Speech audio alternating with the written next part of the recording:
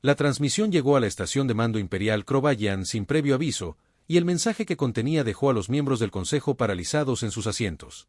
Los vagabundos rara vez hablaban con nadie, y cuando lo hacían, la galaxia los escuchaba porque esta antigua raza había sobrevivido más tiempo que cualquier civilización conocida. Su mensaje era simple, pero tenía una fuerza que nadie con sentido común podía ignorar. La Tierra era territorio prohibido, y los humanos que vivían en ese planeta azul nunca debían ser amenazados ni abordados con intenciones hostiles, porque todas las especies que lo habían intentado habían desaparecido sin dejar rastro o regresado a casa, destrozadas y derrotadas. El comandante Seltor se encontraba ante la gran cámara del Consejo, donde cientos de líderes militares y políticos se reunían para debatir esta extraña advertencia. Era una figura alta, cubierta de escamas oscuras, con 4 brazos que se movían al hablar, y su voz transmitía la confianza de alguien que había conquistado 12 mundos en su carrera. El comandante creía que los vagabundos estaban siendo demasiado cautelosos con una especie que apenas lograba enviar cohetes primitivos más allá de su propia luna y red de satélites. Sus exploradores habían observado la Tierra durante meses e informado que los humanos aún usaban motores de combustión y pesca nuclear para obtener energía.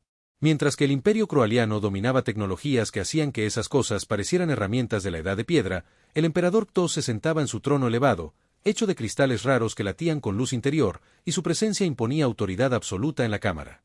El emperador había gobernado durante 40 siglos y expandido el imperio hasta controlar más de 300 sistemas estelares con un poder militar que aplastaba a cualquiera lo suficientemente insensato como para resistirse.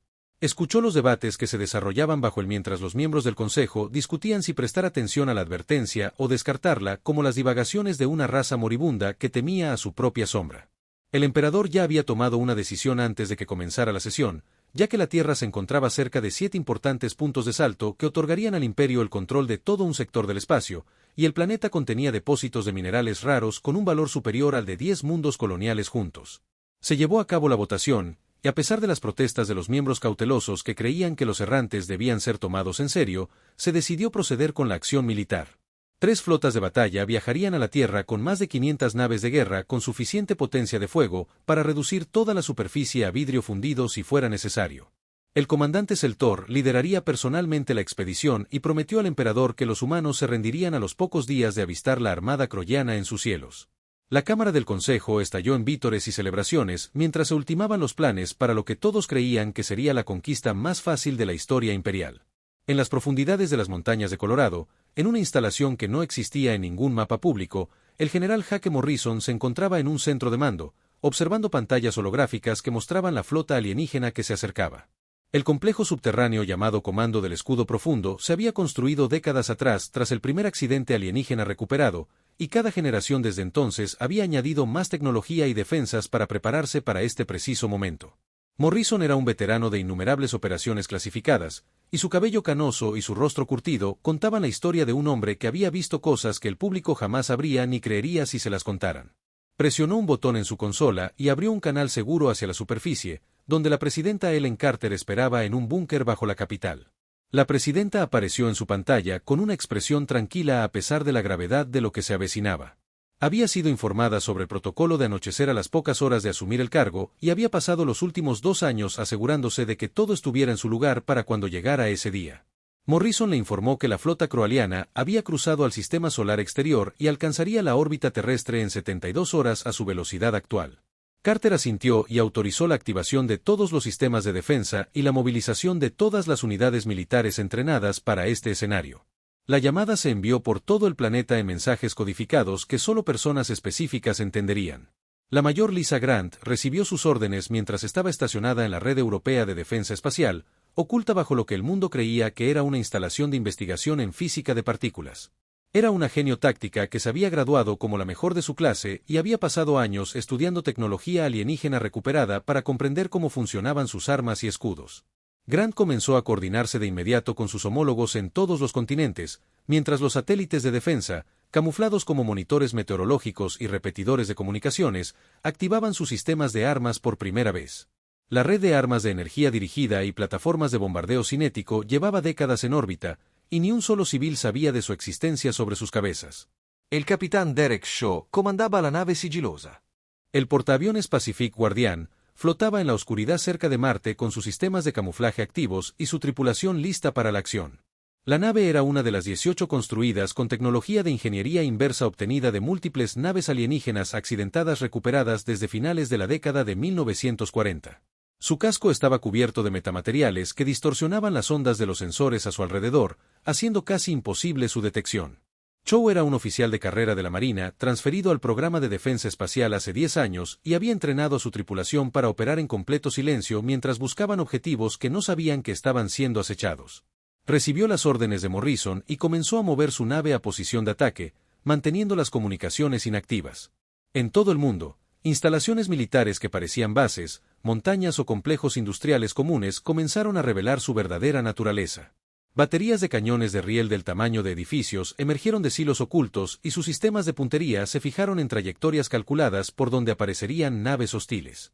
Generadores de energía que utilizaban tecnología de energía de punto cero, que la humanidad había luchado por comprender durante décadas, entraron en funcionamiento y suministraron cantidades masivas de electricidad a los emisores de escudos planetarios ubicados en puntos específicos del globo excedente. La red de escudos nunca se había probado a plena potencia porque hacerlo revelaría su existencia a cualquiera que observara desde el espacio.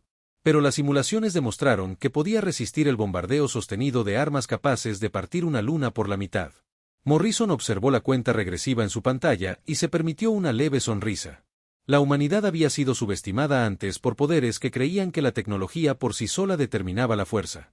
Y esos poderes aprendieron demasiado tarde que los humanos poseen algo más peligroso que las armas avanzadas. Tenían la capacidad de adaptarse, aprender y convertir cada fracaso en una lección que los fortalecía. Los croalianos estaban a punto de recibir una lección que jamás olvidarían, y la galaxia finalmente comprendería por qué los errantes les habían advertido que se mantuvieran alejados de la Tierra. La trampa estaba tendida, y la presa caía directamente en ella con una confianza que pronto se convertiría en horror. La flota cravaliana emergió de un viaje más rápido que la luz en perfecta formación, y sus naves bloquearon las estrellas mientras tomaban posiciones alrededor de la Tierra como depredadores rodeando a una presa herida. El comandante Seltor se encontraba en el puente de su nave insignia, observando el planeta azul y verde girar a sus pies, y sintió satisfacción por lo fácil que sería esta conquista. Ordenó a su oficial de comunicaciones que transmitiera un mensaje en todas las frecuencias que los humanos usaban para sus primitivas redes de radio y televisión, y la traducción fue lo suficientemente clara como para que nadie pudiera malinterpretarla. Los habitantes de la Tierra tenían 48 horas para rendirse por completo y aceptar la integración al Imperio Croaliano o sus ciudades arderían y su civilización terminaría en un incendio nuclear. El mensaje llegó simultáneamente a todos los gobiernos del planeta y el pánico se extendió por la población civil, que alzó la vista al cielo para ver naves de guerra alienígenas que empequeñecían sus edificios más grandes. Las cadenas de noticias luchaban por procesar lo que estaba sucediendo mientras las redes sociales estallaban de miedo, confusión y desesperadas súplicas de respuestas. La presidenta Carter apareció en todas las pantallas del mundo con voz firme mientras se dirigía a la humanidad en su hora más oscura. Les dijo la verdad, que sus gobiernos se habían preparado para este día y que la Tierra no se doblegaría ante amenazas de nadie, por muy poderosas que parecieran. Sus últimas palabras antes de que terminara la transmisión, transmitían un mensaje para los extraterrestres que escuchaban arriba. Les dijo que debían irse de inmediato mientras aún pudieran o aprenderían por qué las advertencias sobre la Tierra debían haber sido tan acaloradas. El comandante Seltor observó la respuesta del líder humano y rió junto con su tripulación del puente, a quienes la amenaza les pareció divertida. Proveniente de una especie que apenas tenía armas capaces de alcanzar la órbita, el comandante decidió darles a estos primitivos una lección de poder y ordenó a su oficial de armas que seleccionara una isla deshabitada en medio del océano más grande de la Tierra. El objetivo estaba aislado, sin centros de población cercanos, y destruirlo demostraría el poder croaliano sin matar a millones. El oficial de armas fijó las coordenadas del objetivo y disparó una lanza de plasma capaz de vaporizar una montaña en segundos. Y todos en el puente observaron las pantallas, esperando ver una explosión que acabaría con toda la resistencia humana. El rayo impactó algo a 50 kilómetros sobre la superficie del océano y se disipó sin causar daño contra una barrera invisible que se iluminó como un rayo en el cielo. La diversión de Seltor se extinguió al instante y fue reemplazada por una confusión que rápidamente se convirtió en alarma. Sus sensores detectaron un campo de energía masivo que rodeaba todo el planeta, y las lecturas de energía superaron cualquier cosa que los cravalianos hubieran encontrado antes. El comandante exigió respuestas a sus oficiales científicos, quienes escanearon frenéticamente la barrera, intentando comprender qué tecnología podría generar semejante pantalla defensiva. Antes de que nadie pudiera dar una explicación, el oficial táctico gritó una advertencia: 18 naves desconocidas acababan de aparecer en los sensores y ya estaban disparando. El guardián del Pacífico del capitán Chow dejó caer su camuflaje junto con otros 17 portaaviones furtivos, y sus tubos de misiles se abrieron para desatar el infierno sobre la flota croaliana. Varillas de tungsteno de toneladas, aceleradas a casi la velocidad de la luz por rieles magnéticos, cruzaron la distancia en segundos y se estrellaron contra naves de guerra alienígenas con una fuerza cinética que convirtió el blindaje en vapor. El anillo exterior de naves croalianas explotó en una furia silenciosa que pintó el vacío con escombros y atmósfera que emanaba de los cascos rotos. 73 naves fueron destruidas en la primera salva, y más misiles ya estaban en vuelo antes de que el enemigo pudiera reaccionar. Chow observó su despliegue táctico y sintió una sombría satisfacción por la perfección con la que había funcionado la emboscada, ya que los croalianos habían asumido que las naves humanas serían lentas, obvias y fáciles de rastrear. El comandante Seltor gritó órdenes a su flota para que se dispersaran y devolvieran el fuego, pero el caos se había apoderado de la flota y los capitanes de las naves entraban en pánico ante un enemigo que no podían ver hasta que las armas ya los estaban alcanzando. La formación cravaliana se desintegró cuando las naves intentaron evadir las balas cinéticas y los rayos de energía que parecían provenir del espacio vacío. La nave insignia de Seltor se desplomó cuando los impactos sacudieron el casco y los informes de daños llegaron de todas las secciones. El comandante se dio cuenta, con creciente horror, de que su inteligencia había sido completamente errónea y que estos humanos poseían tecnología que igualaba o superaba las capacidades de los croalianos. Intentó reagrupar sus fuerzas y establecer un perímetro defensivo, pero más armas humanas se unieron a la batalla desde una dirección inesperada. El coronel Marcus Webb coordinaba las instalaciones terrestres de cañones de riel, ocultas en montañas y complejos industriales a lo largo de la superficie terrestre, y sus computadoras de puntería habían estado rastreando las naves croalianas desde que entraron en órbita. Las enormes armas emergieron de su escondite y dispararon proyectiles sólidos que atravesaron los escudos alienígenas como si no estuvieran allí. Webb observó cómo se desarrollaba la batalla en sus pantallas y se enorgulleció de cómo décadas de preparación estaban dando sus frutos. Cada simulación y ejercicio de entrenamiento había conducido a este momento, y la humanidad estaba demostrando a la galaxia que ser subestimado era el último error que cualquiera cometería. La mayor Lisa Grant dirigió los satélites de defensa europeos y sus armas de energía dirigida, que atravesaron el blindaje croaliano con la precisión que le otorgaban años de estudio de materiales alienígenas recuperados. El general Morrison observó la batalla desde el comando de escudos profundos y comparó los resultados en tiempo real con las predicciones de las computadoras estratégicas. Todo avanzaba según lo planeado, y los croalianos estaban atrapados justo donde la humanidad los quería. Morrison había estudiado cada pieza de tecnología alienígena recuperada desde el incidente de Roswell en 1947 y había aprendido que la mayoría de las especies dependían demasiado de sus ventajas en potencia de fuego y escudos. Nunca esperaron que un enemigo aplicara ingeniería inversa a su propia tecnología y la volviera en su contra. Los humanos habían tardado décadas en comprender la física que sustentaba los viajes más rápidos que la luz y las armas de energía dirigida. Pero una vez que comprendieron los principios, mejoraron los diseños originales con innovaciones que los hicieron más eficientes y letales. El comandante Seltor intentó organizar una retirada, pero descubrió que la trampa se había cerrado por completo. Las naves humanas habían desplegado generadores de campo que creaban una jaula gravitacional alrededor de la flota croaliana. Para escapar, era necesario atravesar las capas de defensa que estaban destrozando sus naves. El comandante observó su despliegue táctico mientras la flota, que antes contaba con 500 naves, se reducía a menos de 400 en menos de una hora. Su oficial de comunicaciones informó que varias naves solicitaban permiso para rendirse. Pero Seltor se negó porque admitir la derrota era impensable para un comandante croaliano. El imperio nunca había perdido una batalla contra una especie primitiva, y él no sería el primero en avergonzar tanto a su pueblo. La teniente Amy Foster lideró un equipo de abordaje desde el destructor furtivo Northern Star hacia una nave de mando croaliana averiada que había perdido potencia tras recibir múltiples impactos.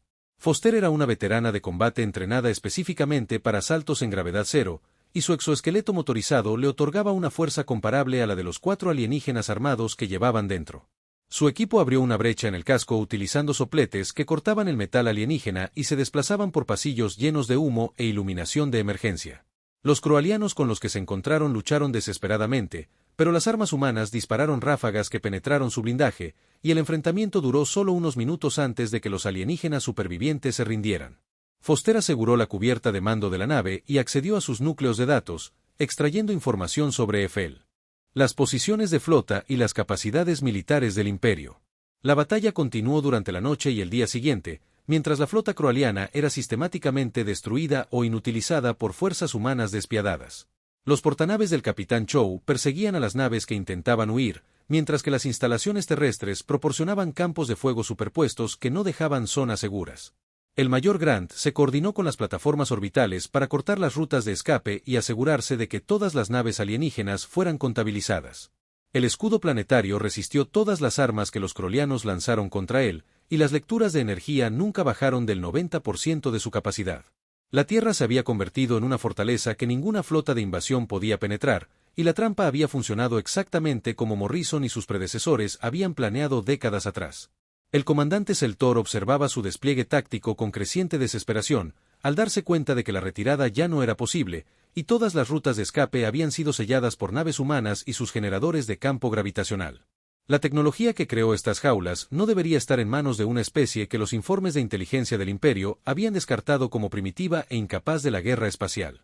Seltor había conquistado mundos por toda la galaxia y se había enfrentado a enemigos con superioridad numérica, pero nunca se había topado con una trampa tan perfectamente ejecutada. Las naves que le quedaban estaban dispersas y dañadas, y la moral de sus tripulaciones se desmoronaba al ver a sus naves hermanas explotar o rendirse a su alrededor. El comandante tuvo que elegir entre morir con honor o aceptar la inconcebible vergüenza de la derrota. La teniente Amy Foster recorrió la nave de mando croyana capturada con su equipo de abordaje, y aseguraron secciones una a una mientras trataban a los alienígenas heridos con la misma atención médica que les darían a sus propios soldados. A Foster le habían enseñado que los enemigos dejaban de ser objetivos una vez que se rendían, y los prisioneros que observaban trabajar a su equipo parecían confundidos por la misericordia mostrada. Su especialista técnico conectó unidades portátiles a los núcleos de datos de la nave y comenzó a descargar todo lo almacenado en sus sistemas, incluyendo mapas estratégicos, calendarios de despliegue de flota y comunicaciones clasificadas. Lo que encontraron en esos archivos hizo que Foster llamara al general Morrison de inmediato, ya que la información cambió todo lo que la humanidad creía saber sobre la galaxia. Los registros de datos contenían referencias a otras 7 especies que habían intentado invadir la Tierra en los últimos 3000 años, y todas ellas habían sufrido un desastre. Las entradas eran breves y estaban escritas en el eficiente estilo militar que se extendía por todas las culturas. Pero el miedo era evidente en cómo los informes describían a los humanos como depredadores, disfrazados de civilización. Una entrada de una especie llamada Vex mencionaba cómo su fuerza de invasión de 200 naves había sido destruida por naves humanas que aparecieron de la nada y usaron armas que los Vex nunca antes habían visto. Otra entrada de la Confederación Tayok advertía que los humanos nunca dejaban de cazar una vez que identificaban una amenaza y que sus represalias perseguirían a los atacantes por toda la galaxia hasta que se hiciera justicia. Los errantes no habían sido los primeros en advertir sobre la Tierra y no serían los últimos. El Dr. Richard Hayes trabajaba en la división de xenotecnología, en las profundidades del desierto de Nevada, donde la tecnología alienígena recuperada se había estudiado y sometido a ingeniería inversa durante casi 80 años. Recibió los datos croalianos capturados y pasó horas analizando archivos que revelaban la reputación de la humanidad entre ciertas comunidades galácticas. Los informes presentaban a los humanos como una especie que aprendía terriblemente rápido y convertía cada derrota en una lección que los fortalecía. Hayes encontró referencias al concepto de la caza por persistencia humana, donde la presa era perseguida hasta que caía exhausta. Y los informes sugerían que los humanos aplicaban esta misma estrategia a la guerra y los conflictos. Las especies que lucharon contra la humanidad descubrieron que los humanos se sacrificaban, se adaptaban y seguían atacando hasta ganar, sin importar cuánto tiempo les llevaran y el precio que tuvieran que pagar. El general Morrison recibió una comunicación prioritaria de una fuente inesperada, y el rostro que apareció en su pantalla pertenecía a un oficial croaliano que se identificó como el capitán Belnis. El traductor alienígena hizo que su voz sonara hueca, pero la emoción tras sus palabras era genuina. Beln explicó que no todos en el Imperio croyano habían apoyado la invasión, y una facción significativa creía que el emperador Katos los estaba llevando a guerras innecesarias que costaban demasiadas vidas. El capitán había intentado convencer a sus superiores de que debían prestar atención a la advertencia del errante, pero sus preocupaciones fueron desestimadas como cobardía. Ahora miles de soldados croyanos morían por la arrogancia del emperador, y Belnus quería evitar más muertes sin sentido. Se ofreció a ayudar a la humanidad a terminar la batalla rápidamente si se llegaban a términos que evitaran que la nave estuviera dispuesta a rendirse. La coronel Karen Meese sirvió como la líder militar. La negociadora principal se había entrenado para escenarios de primer contacto que abarcaban desde reuniones pacíficas hasta encuentros hostiles. Meese abrió un canal seguro con el capitán Belnes y escuchó su propuesta, simple pero arriesgada para ambas partes. Belnes comandaba un pequeño grupo de naves cuyos capitanes coincidían con su punto de vista y sabotearían naves clave en la formación croyana, creando brechas que las fuerzas humanas podrían explotar. A cambio, Belnes quería garantías de que las naves que se rindieran serían tratadas según las reglas de la guerra y que las tripulaciones no serían ejecutadas ni torturadas. Mills consultó con Morrison y el presidente Carter, y aceptaron los términos porque terminar la batalla rápidamente significaba menos bajas y menos destrucción. El capitán Chow recibió órdenes actualizadas de Morrison y comenzó a reposicionar sus portaaviones furtivos para aprovechar las brechas que estaban a punto de aparecer en la línea defensiva croyana. Chow confiaba plenamente en su tripulación, y habían entrenado juntos durante años en simulaciones que los preparaban precisamente para este tipo de enfrentamiento. El Guardián del Pacífico y sus naves hermanas se movían silenciosamente por el campo de batalla como tiburones rodeando a su presa herida. Cuando Belnis dio la señal, varias naves Croali perdieron repentinamente potencia y sus motores se apagaron en momentos críticos. El oficial táctico de Chow identificó las naves averiadas y envió datos de orientación a los sistemas de armas. Misiles cinéticos se lanzaron y cruzaron la distancia en segundos, impactando a las naves croalianas que intentaban desesperadamente restaurar sus escudos y armas. La formación defensiva croaliana se derrumbó cuando los capitanes de nave se dieron cuenta de que estaban siendo saboteados desde dentro, y la confusión se convirtió en pánico. Algunas naves intentaron huir hacia el borde de la jaula gravitacional, mientras que otras apuntaron sus armas contra naves sospechosas de traición. El comandante Seltor observó cómo su flota se desintegraba y supo que la derrota era inevitable. El comandante tenía una última opción que podría salvar algo de este desastre. Ordenó que los motores de sus naves insignia se pusieran a máxima potencia y establecieron un rumbo de colisión con el escudo planetario. Si no podía conquistar la Tierra, moriría intentando romper sus defensas y demostrar que los guerreros croalianos nunca se rendían. La tripulación del puente dudó, pues se trataba de una misión suicida. Pero la autoridad de Seltor era absoluta, y obedecieron a pesar del miedo. Los sensores de la mayor Lisa Grant detectaron la aceleración de la nave insignia e inmediatamente redirigió toda la energía disponible a la sección del escudo que absorbería el impacto. La red de defensa planetaria había sido diseñada para soportar bombardeos sostenidos, pero nadie había probado si sobreviviría a una colisión directa con una nave de millones de toneladas. Grant se coordinó con centrales eléctricas de Europa y Asia, y alimentaron los emisores del escudo hasta que los generadores rugieron de tensión. Observó cómo se acercaba la nave insignia croaliana en sus pantallas y contó los segundos hasta el impacto. La colisión sería visible desde la superficie terrestre, y Grant sabía que millones de civiles observaban la batalla que se desarrollaba sobre ellos. Si el escudo fallaba, los escombros caerían sobre las zonas pobladas y las bajas serían catastróficas. La nave insignia croaliana impactó el escudo con una fuerza que iluminó el cielo nocturno como un segundo sol, y el impacto fue registrado por todos los sensores del planeta. El escudo resistió, pero la nave insignia se desintegró por completo, y el comandante Seltor murió junto con 3000 tripulantes que habían seguido su última orden. La explosión creó un campo de escombros que se extendió por el espacio orbital, y las naves humanas maniobraron para evitar los fragmentos más grandes. Grant revisó sus lecturas y confirmó que el escudo permanecía estable y que no se habían formado brechas. Los generadores estaban calientes, pero dentro de parámetros aceptables, y las reparaciones podían esperar hasta que la batalla terminara por completo. Las naves croalianas restantes comenzaron a apagar sus armas y a transmitir señales de rendición en frecuencias de emergencia. La táctica del capitán había funcionado, y la flota estaba destruida sin posibilidad de recuperación. Durante las siguientes 6 horas, los equipos de abordaje humanos aseguraron 412 naves alienígenas y procesaron a decenas de miles de prisioneros. Los croalianos derrotados fueron transportados a instalaciones de detención preparadas para este escenario. Foster y su equipo continuaron recopilando información de los núcleos de datos capturados, y la información que encontraron mantendría a los analistas ocupados durante años. Morrison observó desde el puesto de mando del escudo profundo cómo se aseguraba la última nave croaliana y se permitió sentir alivio al saber que la batalla había terminado. La humanidad había ganado, pero la guerra apenas comenzaba porque el imperio croaliano eventualmente descubriría lo sucedido y su respuesta determinaría el futuro de la Tierra en la galaxia. La presidenta Helen Carter se paró frente a las cámaras en un búnker seguro, preparada para dirigirse simultáneamente tanto a la humanidad como a las fuerzas croalianas capturadas. ¡Astuta! La batalla había durado 36 horas y resultó en la derrota total de una flota de invasión que debería haber sido imparable. El discurso de Carter sería transmitido por toda la Tierra y transmitido a todas las naves alienígenas capturadas donde los prisioneros esperaban para conocer su destino. Habló con claridad, y sus palabras tenían el peso de alguien que comprendía la importancia histórica de este momento.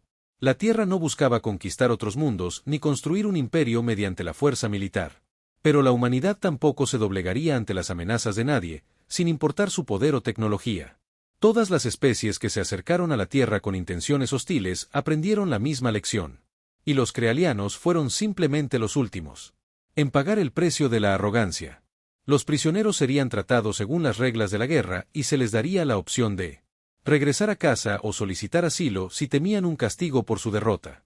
La teniente Amy Foster recorrió el centro de detención donde los prisioneros crolianos estaban recluidos en secciones según su rango y disposición a cooperar. La instalación había sido diseñada para adaptarse a la fisiología alienígena y las celdas estaban equipadas con controles ambientales que se ajustaban a las preferencias atmosféricas crolianas.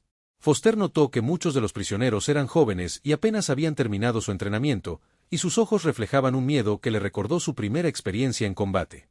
Estos soldados creían servir a un imperio justo que ponía orden en mundos primitivos, y descubrir que eran los agresores en una guerra injusta había destrozado su visión del mundo. Foster ordenó a sus guardias que trataran a todos con dignidad y se aseguraran de que se brindara atención médica a los prisioneros heridos.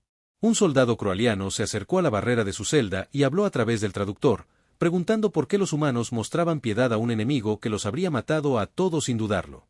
Foster le explicó que la forma en que la humanidad trataba a los prisioneros decía más sobre los valores humanos que sobre los propios prisioneros. El doctor Richard Hayes trabajó sin descanso analizando la tecnología Croalien recuperada e identificando sistemas que pudieran mejorar las capacidades defensivas de la Tierra. Los motores extraterrestres más rápidos que la luz eran más eficientes que los modelos experimentales que la Tierra había estado desarrollando, y comprender sus principios permitiría a las naves humanas viajar más lejos y más rápido. Hayes también descubrió tecnología médica que podría revolucionar la atención médica humana, incluyendo dispositivos de regeneración celular capaces de curar lesiones que normalmente serían permanentes. Pero la información más preocupante provino de núcleos de datos que detallaban el verdadero tamaño y la fuerza militar del Imperio Croaliano. La flota de invasión había representado menos del 5% de su poder naval total. Y cuando el emperador Kratos se enterara de la derrota, podría enviar una fuerza 10 veces mayor para castigar a la Tierra por su resistencia. Hayes preparó su informe para el general Morrison y recomendó que la humanidad debía ir más allá de las estrategias defensivas y considerar opciones ofensivas antes de que el imperio pudiera movilizarse. El general Morrison convocó una reunión de emergencia con líderes militares globales y la sala de conferencias holográfica se llenó de rostros de todos los continentes. La mayor Lisa Grant se unió desde la Red Europea de Defensa Espacial, mientras que el capitán Derek Chow asistió desde el puente de su nave. Morrison expuso la situación estratégica con brutal honestidad. La Tierra había ganado una sola batalla contra una fracción del ejército croaliano, y la respuesta del imperio probablemente sería una fuerza abrumadora diseñada para dar ejemplo a la humanidad. Mantenerse a la defensiva significaba esperar la siguiente invasión y confiar en que las defensas de la Tierra pudieran resistir una superioridad numérica. Morrison propuso una estrategia alternativa que consistía en llevar la lucha al enemigo e interrumpir su capacidad para organizar otra invasión. El plan era arriesgado y requeriría adentrarse en territorio hostil, pero podría dar a la Tierra el tiempo necesario para forjar alianzas y fortalecer las defensas. La coronel Karen Mies continuó sus negociaciones con la capitana Belnis y otros oficiales crolianos que se habían opuesto a la invasión. Se reunieron en una sala de conferencia segura donde humanos y alienígenas se sentaron uno frente al otro intentando encontrar puntos en común. Belnus explicó que el imperio croaliano no estaba tan unificado como parecía desde fuera y que las facciones políticas luchaban constantemente por el poder y la influencia. El emperador Kratos mantuvo el control mediante victorias militares y la expansión territorial. Pero un número creciente de croalianos cuestionaba si la conquista interminable valía el costo en vidas y recursos. La derrota en la Tierra podría ser el catalizador del cambio político si se gestionaba correctamente.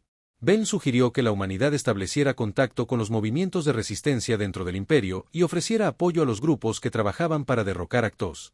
Mills encontró la idea intrigante, pero también peligrosa, porque apoyar una rebelión significaba involucrarse en la política interna alienígena que los humanos apenas entendían. La sesión terminó con una decisión unánime de los líderes militares de la Tierra. La humanidad no podía permanecer pasiva y esperar a que la siguiente amenaza llegara a su puerta.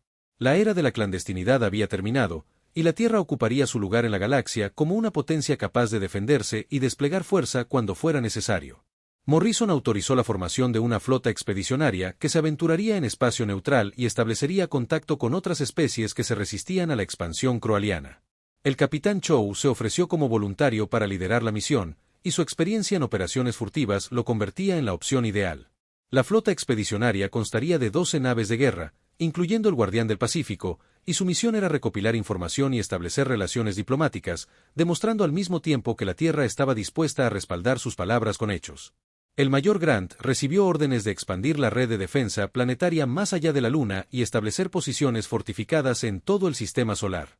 Los equipos de construcción comenzaron a trabajar en fortalezas orbitales alrededor de Marte y en el cinturón de asteroides, donde las instalaciones defensivas podrían proporcionar campos de fuego superpuestos contra cualquier invasión futura. El proyecto tardaría años en completarse, pero Grant comprendía que construir capas de defensas era esencial para garantizar la seguridad de la Tierra. Se coordinó con agencias espaciales civiles para camuflar la construcción militar como investigación científica y extracción de recursos, ya que la humanidad no estaba preparada para revelar todo el alcance de sus capacidades. La red defensiva se fortalecería con cada mes que transcurriera, y cualquier enemigo que intentara llegar a la Tierra se enfrentaría a un reto que le costaría muy caro. La teniente Foster fue asignada a un nuevo puesto: entrenar a la primera unidad militar integrada, compuesta por soldados humanos y desertores crolianos que habían solicitado asilo. Al capitán Belnis y a otros 300 alienígenas se les había concedido permiso para permanecer en la Tierra en lugar de regresar al Imperio, donde probablemente serían ejecutados por su rendición. La unidad de Foster combinaría tácticas humanas con el conocimiento croliano para crear algo más grande de lo que cualquiera de las dos especies podría lograr por sí sola. El entrenamiento fue un reto porque los humanos y los crolianos tenían diferentes fisiologías y enfoques culturales de la guerra. Foster aprendió que los croalianos valoraban el honor y la confrontación directa, mientras que los humanos preferían la adaptabilidad y las estrategias poco convencionales. Encontrar maneras de fusionar estas filosofías requería paciencia y respeto mutuo. Pero Foster creía que la unidad se convertiría en un símbolo de cooperación que podría inspirar a otros. El Dr. Hayes reveló su último logro en una presentación clasificada a la que asistieron el presidente Carter y el general Morrison. El prototipo de nave, llamado Pathfinder, representaba un híbrido de tecnología humana y alienígena que trascendió los límites de lo que cualquiera de las dos especies podía construir por sí sola. Los sistemas de armas de la nave combinaban armas cinéticas humanas con tecnología de energía dirigida Croal, creando una plataforma capaz de atacar enemigos a múltiples distancias. Los escudos utilizaban principios de ambas civilizaciones y proporcionaban protección contra un espectro más amplio de amenazas. El motor más rápido que la luz podía recorrer distancias que a las naves convencionales les tomaría semanas en cuestión de días. El Pathfinder tenía previsto su primer vuelo de prueba para ese mismo mes, y de tener éxito, se convertiría en el modelo para una nueva generación de naves terrestres. Hayes explicó que la ventaja tecnológica que la Tierra disfrutaba actualmente no duraría eternamente, ya que otras especies estudiarían la batalla y adaptarían sus propias capacidades. La humanidad necesitaba mantenerse a la vanguardia mediante la innovación y la mejora constantes. Morrison observó la salida del Sol desde la plataforma de observación del Comando Escudo Profundo y reflexionó sobre cuánto había cambiado en tan solo unos días. La humanidad se había revelado a la galaxia y no había vuelta atrás a la cómoda oscuridad del pasado. Los cravalianos habían aprendido que la Tierra no era un objetivo fácil, pero que existían otras amenazas en una galaxia llena de especies que competían por recursos y territorio. Morrison sabía que la verdadera prueba estaba por llegar, porque ganar una batalla no garantizaba la supervivencia en un universo donde el poder determinaba quién vivía y quién era conquistado. Pero la humanidad había demostrado que ser subestimada era un error que los enemigos solo cometían una vez, y esa ventaja era algo que Morrison pretendía explotar el mayor tiempo posible. Habían transcurrido 3 meses desde la batalla sobre la Tierra, y la nave diplomática Liberty partió de la órbita lunar, transportando a la delegación más importante de la historia de la humanidad hacia una reunión que determinaría el lugar de la humanidad entre las estrellas.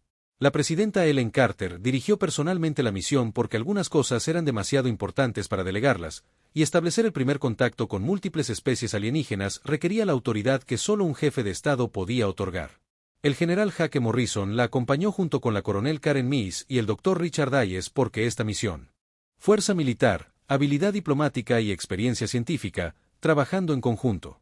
El Guardián del Pacífico del capitán Derek Chow sirvió como escolta junto con otras 12 naves de guerra que mantenían la formación alrededor de Liberty.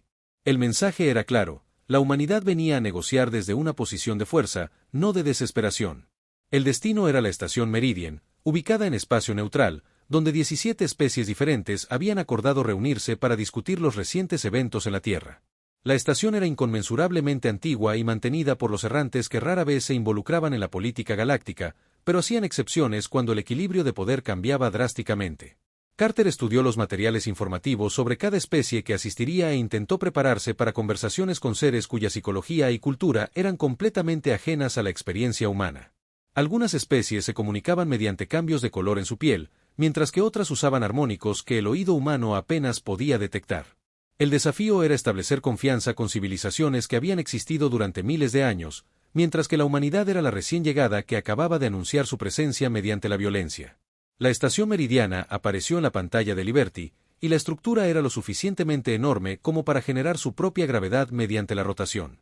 La arquitectura combinaba estilos de docenas de civilizaciones, y las bahías de atraque podían albergar naves de tamaños y diseños muy diferentes. Chow se coordinó con el control de tráfico de la estación y guió a las naves humanas a sus posiciones asignadas. Los equipos de seguridad se desplegaron primero y establecieron un perímetro antes de que Carter y su delegación desembarcaran. El interior de la estación era impresionante, con pasillos que parecían extenderse infinitamente y cámaras lo suficientemente grandes como para albergar ciudades.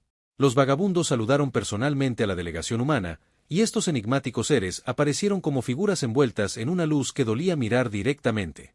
Dieron la bienvenida a la humanidad a la comunidad galáctica y reconocieron que la Tierra había superado una prueba que muchas especies no habían superado.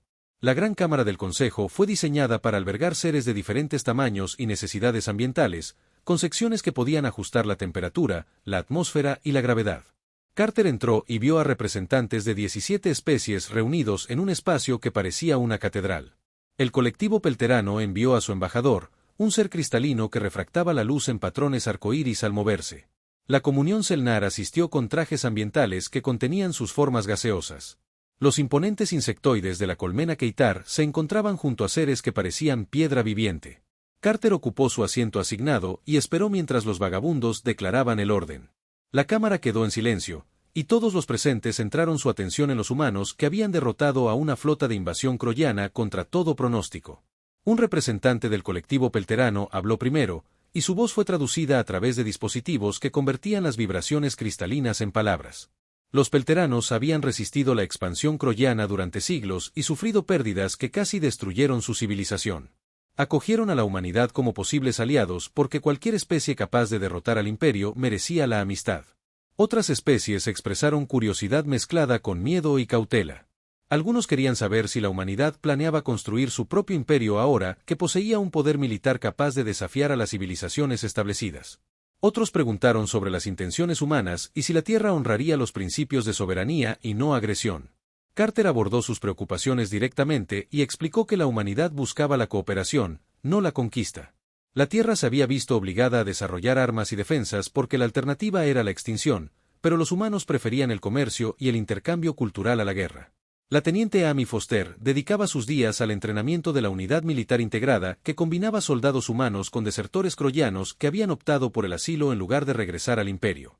El centro de entrenamiento estaba ubicado en el interior de Australia, donde los vastos espacios vacíos permitían ejercicios con fuego real sin interferencia civil.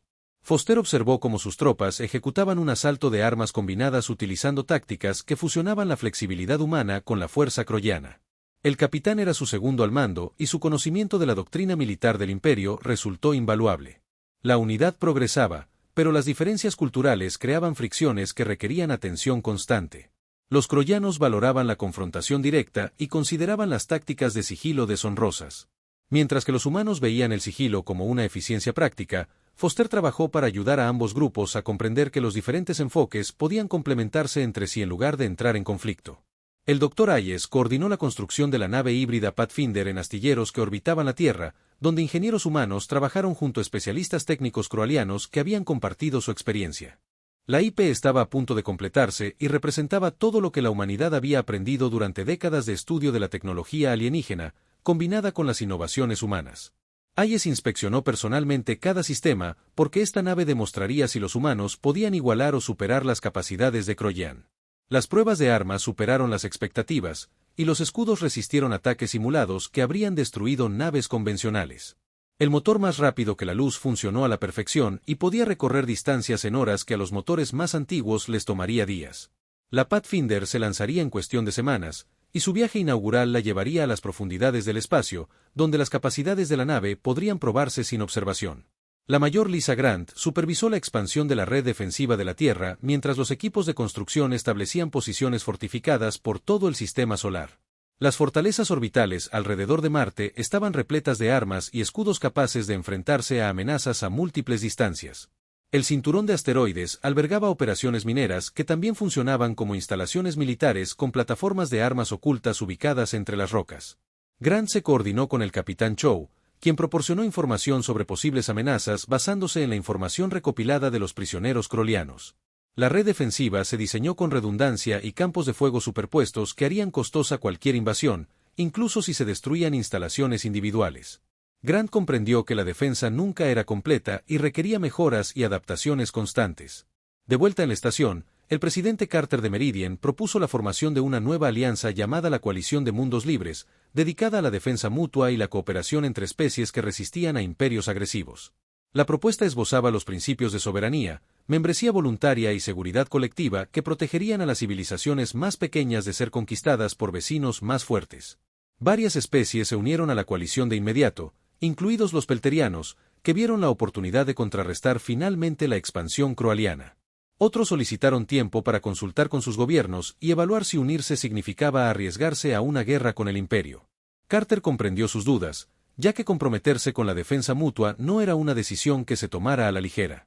La coalición solo funcionaría si sus miembros confiaban lo suficiente entre sí para cumplir sus compromisos cuando surgieran amenazas. El general Morrison recibió información de desertores crolianos que indicaba que el emperador Catos estaba preparando una respuesta a la humillante derrota en la Tierra. Se estaba reuniendo una enorme armada con más de 5.000 naves de guerra provenientes de flotas estacionadas por todo el imperio. El emperador pretendía dar ejemplo a la humanidad y mostrar a la galaxia lo que sucedía con las especies que se resistían a la autoridad croaliana. Pero la información también reveló que la disidencia interna dentro del imperio crecía a medida que las facciones políticas cuestionaban si el costo de conquistar la Tierra justificaba las pérdidas. Algunos líderes militares abogaron abiertamente por las negociaciones en lugar de otra costosa batalla. Morrison compartió esta información con Carter y discutieron si la humanidad debía esperar la llegada de la Armada o tomar medidas proactivas para frustrar los planes del emperador. El coronel Meese estableció canales de comunicación con facciones pacifistas dentro del Imperio Croyano y comenzaron negociaciones secretas para explorar la posibilidad de un alto el fuego o incluso un tratado de paz. El disidente reveló que el emperador Catos se enfrentaba a la presión de su propio pueblo, cansado de guerras interminables que consumían recursos y vidas. La derrota en la Tierra había debilitado la confianza pública en el liderazgo imperial y las protestas se extendían por múltiples mundos. Meese trabajó con cautela, ya que apoyar una rebelión contra el emperador podría ser contraproducente si el disidente fracasaba y Kratos permanecía en el poder. Pero la oportunidad de evitar otra batalla devastadora valía la pena. Propuso que la humanidad proporcionara inteligencia y recursos para apoyar un cambio de régimen dentro del imperio a cambio de negociaciones de paz con el gobierno que surgiera. El capitán Chow recibió órdenes para una nueva misión que llevaría a su flota a las profundidades del espacio crovaliano, no como invasores, sino como una demostración de fuerza diseñada para demostrar las capacidades humanas. La fuerza expedicionaria visitaría los sistemas fronterizos y establecería contacto con las poblaciones locales, demostrando que la Tierra podía proyectar poder a través de distancias interestelares. Chow comprendió el componente de guerra psicológica de la misión. Porque demostrar que la Tierra podía atacar cualquier punto del imperio obligaría a Kratos a reconsiderar sus planes. El Guardián del Pacífico y sus naves de escolta partieron del sistema solar y entraron a una velocidad superior a la de la luz hacia el primer sistema objetivo. Chow mantuvo a su tripulación en alerta máxima porque esta misión conllevaba riesgos que podrían derivar en una guerra a gran escala si algo salía mal. La historia llegó a su fin con múltiples hilos que convergían hacia un futuro incierto. El presidente Carter regresó a Earth. Con el compromiso de 6 especies de unirse a la coalición de mundos libres y las promesas de otras de considerar la membresía. El general Morrison continuó preparándose para la posibilidad de que la diplomacia fracasara y fuera necesaria la acción militar. La unidad integrada del teniente Foster completó su entrenamiento y estaba lista para desplegarse donde fuera necesario. El Dr. Hayes, en menstruación, observó cómo el Pathfinder emprendió su viaje inaugural y demostró que la humanidad podía competir con cualquier especie de la galaxia. El mayor Grant expandió la red defensiva, consciente de que la seguridad requería vigilancia eterna.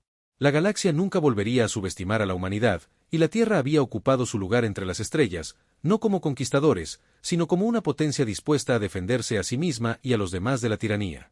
Los errantes habían acertado al advertir sobre la Tierra, porque la humanidad representaba algo que la galaxia no había visto antes, una especie que convertía cada desafío en una oportunidad y cada derrota en una lección que la fortalecía.